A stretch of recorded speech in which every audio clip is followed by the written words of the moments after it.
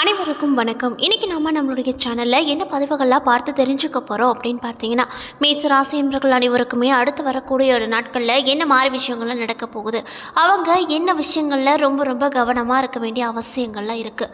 அது மட்டும் இல்லாமல் அவங்க ராசியில் என்னென்ன கிரகங்கள் பயணம் செய்யுது, அந்த பயணத்தால் எப்படிப்பட்ட பலன் எல்லாம் இவங்க அடைய போகிறாங்க என்பதை பற்றி தாங்க நம்ம இன்றைக்கி இந்த வீடியோ பதிவுகளில் முழுமையாக பார்த்து தெரிஞ்சுக்க போகிறோம். இந்த பதிவுகள் அனைத்துமே உங்களுக்கு பயன் கொடுக்கக்கூடிய வகையில் தான் இருக்கும். ஸோ வீடியோவை ஸ்கிப் பண்ணாமல் தொடர்ச்சியாக பாருங்கள். அது மட்டும் இல்லாமல் உங்களுக்கு திருவண்ணாமலையில் குடிக்கொண்டு இருக்கக்கூடிய அந்த சிவபெருமான ரொம்ப பிடிக்கும் அப்படின்னா இந்த வீடியோக்கு ஒரு லைக் பண்ணிவிட்டு உங்களுடைய ஆள் மனசில் ஒரு விஷயத்தை வேண்டுதலாக நினைத்து கொண்டு நம்மளுடைய கமெண்ட் பாக்ஸில் அண்ணாமலையாருக்கு அரோகரா அப்படின்னு சொல்லிட்டு மறக்காமல் 3 முறை பதிவு பண்ணிவிடுங்க. நீங்கள் இந்த தருணத்தில் அந்த சிவபெருமானை நினைத்து இப்படி ஒரு விஷயம் செய்யும் போது நிச்சயமாக நீங்கள் உங்கள் மனதில் நினைத்த விஷயங்கள் எதுவாக இருந்தாலுமே அவர் கூடிய விரைவில் நடத்தி வைப்பார். ஸோ நம்பிக்கையோட இந்த ஒரு விஷயத்த செஞ்சு பாருங்கள். அதுக்கு முன்னாடி நீங்கள் இப்போ தான் நம்மளுடைய சேனலை ஃபர்ஸ்ட் டைம் பார்க்குற மாதிரி இருந்தால் மறக்காமல் சப்ஸ்கிரைப் பண்ணிவிட்டு பாருங்கள். உங்களுடைய பிரச்சனைகள் எதுவாக இருந்தாலுமே ஒரே ஒரு ஃபோன் மூலியமாக உங்கள் பிரச்சனைகள் அனைத்திற்கும் 24 மணி நேரத்தில் தீர்வு சொல்ல முடியும் அப்படின்னா உங்களால் நம்ப முடியுமா? ஆமாங்க, ஸ்ரீ வாராகியம்மன் ஜோதிட நிலையத்தில் கணவன் மனைவி பிரச்சனை, குடும்ப சிக்கல், மாமியார் மருமகள் பிரச்சனை, ஜனவசியம், பணவரவு, திருமண பிரச்சனை, காதல் விவகாரம், கடன் தொல்லை, செவ்வாய் தோஷத்தால் பிரச்சனை, பணப்பிரச்சனை, இது போன்ற எந்த வகை பிரச்சனையாக இருந்தாலும் ஒரே ஒரு கால் மூலியமாக உங்கள் பிரச்சனைகள் அனைத்திற்கும் தீர்வு சொல்லப்படுது. ஸோ நம்பிக்கையோடு இந்த ஒரு நம்பருக்கு கால் பண்ணிங்க அப்படின்னா நிச்சயமாக உங்கள் பிரச்சனைகள் அனைத்திற்கும் தீர்வு சொல்லுவாங்க. ஸோ மறக்காமல் இந்த நம்பருக்கு கால் பண்ணுங்கள். திருக்கணித பஞ்சாங்கத்தின்படி நவகிரகங்களின் சஞ்சாரத்தை பார்ப்பதால் சூரியன் மேச ராசியில் அமர்ந்திருக்காரு. 14ஆம் தேதியன்று ரிஷபத்திற்கு இடப்பெயர்ச்சி ஆக போகிறாரு. மேலும் செவ்வாய் மீன ராசியில் இருக்காரு. புதன் வக்ர நிவர்த்தி அடைந்து மேச ராசியில் அமர்ந்திருக்கிறாரு. ரிஷபத்தில் குரு சஞ்சரிக்கிறாரு. சுக்கிரன் மேச ராசியில் சஞ்சரிக்கிறாரு. மேலும் கும்பத்தில் சனி, மீனத்தில் ராகு, கன்னியில் கேது என கிரகங்கள் சஞ்சரிக்குது. மேலும் இந்த வாரத்தில் எந்த வேறு கிரக மாற்றங்களோ இல்லை அப்படின்னு சொல்லப்படுது. சந்திரன் இந்த வாரம் ரிஷபம், மிதுனம், கடகம், சிம்மம் ஆகிய ராசிகளில் பயணம் செய்கிறாரு. கன்னி, துலாம், விருச்சகம், தனுசு ஆகிய ராசிக்காரர்களுக்கு சந்திராஷ்டமம் இருப்பதால் ரொம்ப கவனமான நாட்களாகவும் இவங்களுக்கு அமைஞ்சிருக்கு அப்படின்னே சொல்லலாங்க. மேலும் இந்த வாரம் கிரகங்களின் சஞ்சாரம் மற்றும் கூட்டணி பார்வையால் மேசராசி என்பவர்கள் அனைவருக்குமே அடுத்து வரக்கூடிய நாட்களில் என்ன மாதிரி விஷயங்கள்ல நடக்க போகுது, மேலும் அதிர்ஷ்டம் எவ்வளவு கிடைக்க போகுது, சுப விரைய செலவுகள் எப்படி இருக்க போகுது என்பதை பற்றி முழுமையாக நம்ம இந்த வீடியோவில் பார்க்கல. ஸோ வீடியோவை ஸ்கிப் பண்ணாமல் தொடர்ச்சியாக பாருங்கள். வீரத்தை அணிகலனாக கொண்டிருக்கக்கூடிய செவ்வாய் பகவானை அதிபதியாக பெற்றிருக்கக்கூடிய ராசி தான் மேச ராசி. மேலும் நவகிரக நாயகர்களின் முதல்வராக இருக்கக்கூடிய சூரியன் உங்களுடைய ராசிக்கு 1 மற்றும் 2ஆம் வீட்டில் அமர்வதால் தொழில் போட்டிகளை சாமர்த்தியமாக நீங்கள் சமாளித்தாலும் வார கடைசியில் சில சிக்கல்களை சந்திக்க வேண்டிய நிலைகள் உருவாகும். அதை மனதில் கொண்டு செயலாற்றுவீங்க. அது மட்டும் இல்லாமல் சந்திரனின் இடப்பெயர்ச்சி கூட மிக சிறந்த நற்பலன்களை உங்களுக்கு கொடுக்கக்கூடிய வகையில் தான் உங்களுக்கு இந்த 7 நாட்கள் அமைஞ்சிருக்கு அப்படின்னே சொல்லலாங்க. மேலும் வெளியூர் பயணங்கள் நல்ல பலனை கொண்டு வரும். வெளிநாட்டில் இருந்து நல்ல செய்திகளும் கிடைக்கப்பெறும். செவ்வாய் 12ஆம் வீட்டில் உங்கள் ராசியில் இந்த 7 நாட்கள் அமர்வதால் அரசாங்கத்தில் இருந்து அனுகூலமான செய்திகள் உங்களிடம் வந்து சேரும். நீண்ட நாள் பகைக்கு பேச்சு வார்த்தைகள் மூலமாக தீர்த்து கொள்வீங்க. புதன் பகவான் இந்த 7 நாட்களில் உங்களுடைய ராசியில் 1ஆம் இடத்தில் அமரப் போகிறாரு. இதனால் சொத்து சம்பந்தப்பட்ட வழக்குகளில் சாதகமான பதிலை நீங்கள் பெறுவீங்க.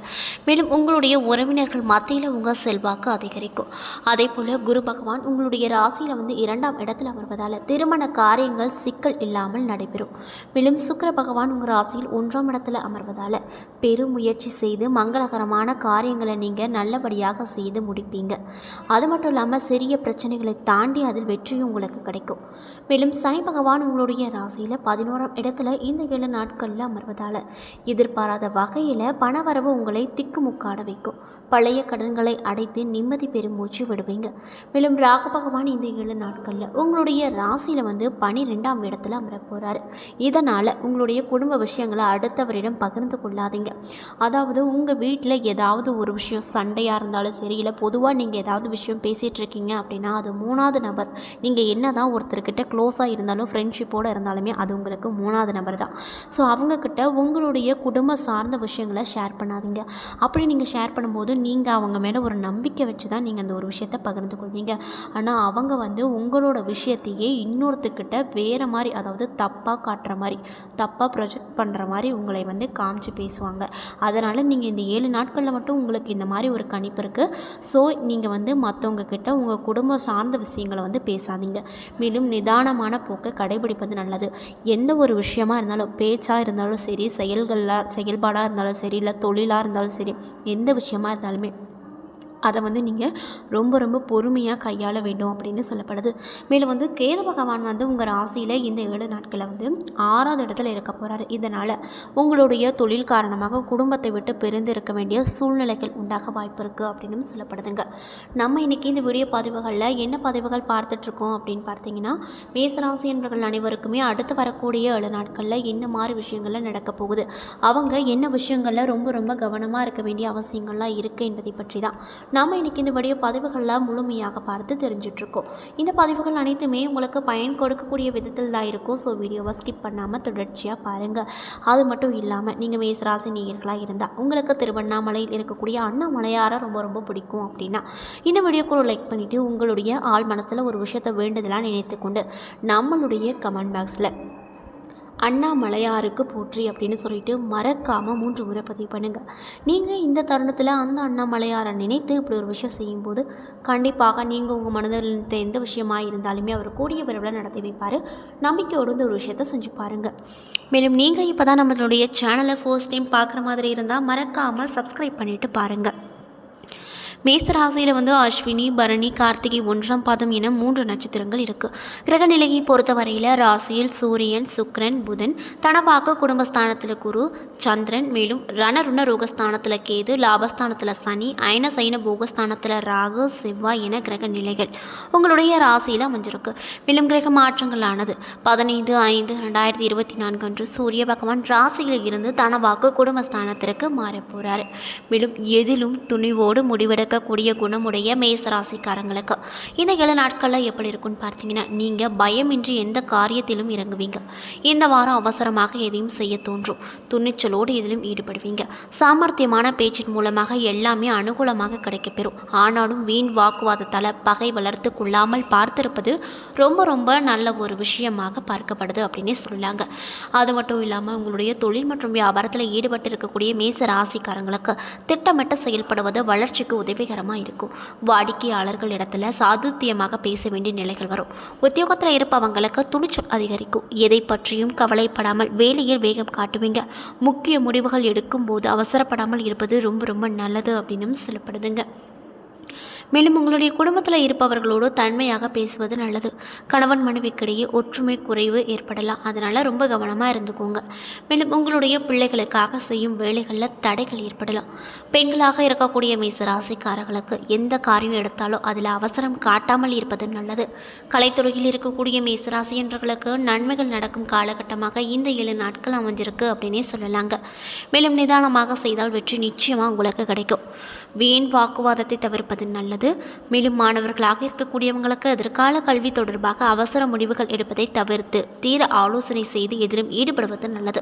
மேலும் நீங்கள் என்ன விஷயங்களை பரிகாரமாக செய்யணும்னு பார்த்தீங்கன்னா, முருகப்பெருமானை வணங்கி வர எல்லா பிரச்சனைகளும் சுமூகமாக முடியும். மேலும் காரிய தடைகள் அனைத்தும் விலகும் அப்படின்னு சொல்லப்படுது. ஸோ நீங்கள் மேசராசி நேயர்களாக இருந்தால் கண்டிப்பாக முருகப்பெருமான மனதார வேண்டிட்டு, செவ்வாய்க்கிழமைனாவே அது முருகப்பெருமானுக்கு உகந்த கிழமை தான். அந்த செவ்வாய்க்கிழமையில் முருகனுக்கு விரதம் இருந்து நெய் தீபம் ஏற்றி உங்களுக்கு என்ன விஷயங்கள்லாம் நடக்க வேண்டுமோ அதை மனதார பிரார்த்தனை செய்து அவரை நினைத்து நீங்கள் வந்து விரதம் இருந்தாவே போதும். அதுவும் 9 செவ்வாய்க்கிழமை நீங்கள் தொடர்ச்சியாக முருகப்பெருமானுக்கு செவ்வாய்க்கிழமை, அப்படி செவ்வாய்க்கிழமை முடியலனா கூட வெள்ளிக்கிழமையில் விரதம் இருந்துட்டு வந்தீங்க அப்படின்னா கண்டிப்பாக இந்த 9 வெள்ளிக்கிழமைக்கு அப்புறம் நீங்கள் என்ன விஷயம்லாம் நினச்சிங்களோ அந்த விஷயங்களை அப்படியே அந்த முருகப்பெருமான் நடத்தி கொடுப்பாரு. மேசராசி அப்படின்னு எடுத்துக்கிட்டாவே அவர்களுடைய இஷ்டமான கடவுள் வந்து முருகப்பெருமான் தான். அந்த அளவுக்கு ரொம்பவும் மேசராசிக்காரங்க முருகப்பெருமான் மேலே அன்பு கொண்டு கொண்டவர்களாக தான் இருப்பாங்க. ஸோ நீங்கள் எந்த வேண்டுதலை வைத்தாலுமே முருகப்பெருமானுக்குமே மேசராசி அன்பர்களை ரொம்ப ரொம்ப பிடிக்கும். அதனாலேயே அப்படின்றது கூட இல்லை, நீங்கள் எந்த ராசியாக இருந்தாலுமே முருகப்பெருமானை மனதில் நினச்சிட்டு உங்கள் கண்களில் அந்த வழிபாடு, அதாவது நீங்கள் ஒரு மனமுருகி வேண்டும் போது உங்களுடைய கண்கள் அறியாமலே உங்கள் கண்ணீர்லேருந்து கண்ணீர் வரும். அந்த அளவுக்கு உங்களோட கஷ்டங்கள் அந்த கண்ணீரில் நிரம்பியிருக்கும். அப்படி உங்களோட கஷ்டங்களை வெளிப்படுத்துனீங்கன்னா கண்டிப்பாக அந்த முருகப்பெருமான் உங்களுக்கு நீங்கள் நினச்ச விஷயத்தை நடத்தி காட்டுவார். அதனால் நம்பிக்கையோடு இந்த ஒரு விஷயத்தை செஞ்சு பாருங்கள்.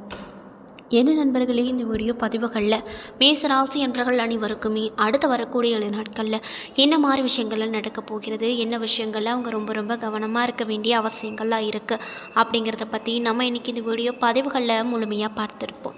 இந்த பதிவுகள் அனைத்துமே உங்களுக்கு பயன் அளிக்கக்கூடிய வகையில் தான் இருந்திருக்கும். ஸோ வீடியோ பிடிச்சிருந்தால் லைக் பண்ணுங்கள், ஷேர் பண்ணுங்கள். அது மட்டும் இல்லாமல் உங்களுக்கு திருவண்ணாமலையில் குடிக்கொண்டிருக்கக்கூடிய அண்ணாமலையாரை ரொம்ப ரொம்ப பிடிக்கும் அப்படின்னா இந்த வீடியோக்கு ஒரு லைக் பண்ணிவிட்டு உங்களுடைய மனசில் ஒரு விஷயத்தை வேண்டுதலாக நினைத்து கொண்டு நம்மளுடைய கமெண்ட் பாக்ஸில் அண்ணாமலையாருக்கு அரோகரா அப்படின்னு பதிவிட்டுட்டு நம்மளுடைய சேனலை சப்ஸ்கிரைப் பண்ணிடுங்க.